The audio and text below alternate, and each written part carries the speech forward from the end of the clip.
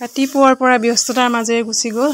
গাও ভাল নাই, পেটো ভাল নাই। ডক্টৰে কয় পেট ভাল নাথাকিলে বোলে দৈ খাই দিলে মানে পেট চাফা হয়, দৈ খাব মাজে মাজে তেনেকৈ কৈছিলে ডক্টৰে। সেইকাৰণে দৈ অকণমান গিলাচতে লৈ পেলাই খাই দিছোঁ, পেটটো যাতে ঠাণ্ডা হয়। পেটটো গৰম হৈ আছে। মুৰ্গীজনী আমাৰ একদম কণী পাৰিবলৈ বুলি বহিছে, টোপনি আহিছে এবাৰ, বহিছে এবাৰ, টোপনি আহিছে বহিছে, তেনেকৈ বহুত দেৰি বহি আছে সজাটোতে, কণী পাৰো পাৰো কৰি আছে। তাৰপিছত উঠিছে, আকৌ এবাৰ বহিছে, চকুকেইটা ডাঙৰ ডাঙৰ কৰি লৈছে এবাৰ এবাৰ, আকৌ টোপনি মাৰে লাহেকৈ, দেখিছেনে? টোপনি মাৰিছে লাহেকৈ, কেনেকৈ দেখিছেনে? চকুকেইটা আকৌ ডাঙৰ কৰিছে।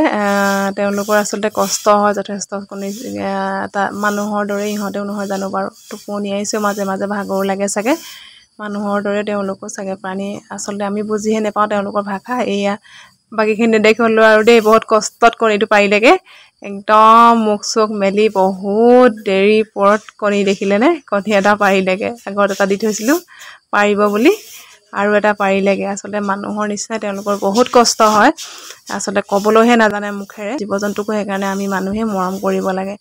আৰু দিনটো ব্যস্ততাৰ মাজতে দেখিছেনে, এইবিলাক ঘৰ প্লাষ্টাৰ হৈ আছে, লাহে লাহে অকণমান অকণমানকৈ কাম হৈ আছে, বেছিও কাম হোৱা নাই বাৰু। একদম সময় নাই ঘৰখনত, স্কুল কাম, ইফাল সিফালকৈ টিউচন, একেবাৰে সময় নাই ঘৰখনত।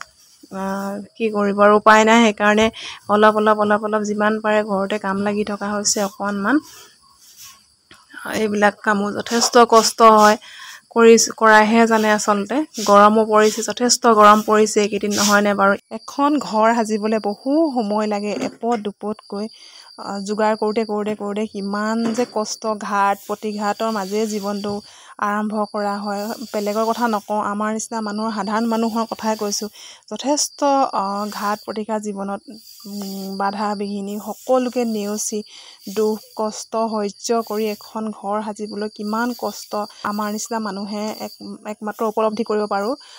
বেলেগৰ কথা ক'বলৈ নাযাওঁ, কিন্তু এখন ঘৰ ভাঙিবলৈ বেছি সময় নালাগে সঁচাকৈয়ে। সেইকাৰণে মানুহে ধৈৰ্য ধৰাটো উচিত। ধৈৰ্যই মানুহৰ মূল সম্পদ বুলি কয়, একমাত্ৰ ধৈৰ্যই মানুহৰ মূল সম্পদ, তাৰ বাহিৰে আৰু একো নাই। জীৱনত যিমানেই বেয়া দিন আহক নাহক, মানুহে সদায় জীৱনত ধৈৰ্য ধৰিব লাগে। ধৈৰ্যই মূল সম্পদ, জীৱনৰ একমাত্ৰ মূল সম্পদ ধৈৰ্য। মানুহে জীৱনত ধৈৰ্য থাকিলে লাহে লাহে লাহে লাহে জীৱনত সফলতা অৰ্জন কৰিবলৈ, সফল হ'বলৈ জীৱনত বেছি সময় নালাগে। কিন্তু ধৈৰ্য যদি নধৰে, জীৱনত বিপদ আপদত যদি ধৈৰ্য হেৰুৱাই নিজকে শেষ কৰি পেলায়, তেওঁলোকৰ জীৱনত সফলতা নাহে। তেনেকৈ বুলিয়ে মই ভাবোঁ। আচলতে জীৱনত বহুত বাধা বিঘিনি নেওচি যোনে নেকি নিজ কৰ্ম, নিজ কৰ্তব্য দায়িত্বত প্ৰতিদিনেই কৰি যায়, তেওঁলোকৰ জীৱনত কোনো দিনে এদিন নহয় এদিন তেওঁ সফল হ'বই। লাহে লাহে লাহে তেওঁলোকৰ জীৱনৰ পৰা বিপদ আপদ, দুখ কষ্ট সকলো লাহে লাহে লাহে লাহে আঁতৰি যাবলৈ ধৰে। মই ঠিক কোৱা নাই যে মোৰ দুখ কষ্ট আঁতৰি গৈছে, যথেষ্ট কাম কৰিবলৈ আছে, দায়িত্ব কৰ্তব্য যথেষ্টখিনি আছে, সংসাৰৰ দায়িত্ব, ল'ৰা ছোৱালীৰ দায়িত্ব, পঢ়া শুনা আছে, জীৱনত যথেষ্টখিনি কৰিবলৈ আছে। তথাপিও জীৱনত প্ৰতিদিনেই কষ্ট কৰি গৈছোঁ, প্ৰতিদিনৰ কাম কৰি গৈছোঁ, কোনোদিনে থমকি ৰৈ যোৱা নাই। আচলতে জীৱনৰ দায়িত্ব কৰ্তব্য যিমানখিনি পাৰিছোঁ, যি পাৰিছোঁ তাকেই কৰি গৈছোঁ। প্ৰতিদিনৰ দৈনন্দিন কৰ্তব্য, কাম, নিজৰ কৰ্তব্য, ল'ৰা ছোৱালীৰ প্ৰতি কৰ্তব্য, সমাজৰ প্ৰতি কৰ্তব্য, সকলোবিলাক কৰিয়ে গৈছোঁ। আচলতে কোনোদিনে ৰৈ যোৱা নাই বা থমকি ৰৈ যোৱা নাই, কৰিয়ে গৈছোঁ আৰু কৰিয়ে যাম জীৱনত।